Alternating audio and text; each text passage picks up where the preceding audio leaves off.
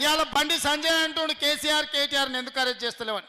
నేను అడుగుతున్న బండి సంజయ్ని, నువ్వు కేంద్ర హోంశాఖ సహాయ మంత్రివి కదా, టెలిఫోన్ ట్యాపింగ్లో ప్రభాకరరావు శ్రవణ్ రావు అమెరికాకు పారిపోతే పట్కరమని రెడ్ కార్నర్ నోటీస్ ఇప్పించి కేంద్ర ప్రభుత్వానికి పంపిస్తే ఆ కాగితం సంఖ్యలో పెట్టుకొని బీఆర్ఎస్ వాళ్ళతో బేరం చేసుకోరు.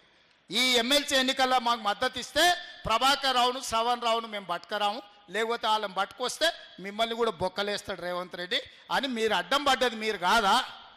ఇవాళ కేసీఆర్ హరీష్ను కేటీఆర్ను టెలిఫోన్ ట్యాపింగ్ కేసులో అరెస్టు కాకుండా అడ్డుకుంటున్నదే కిషన్ రెడ్డి బండి సంజయ్.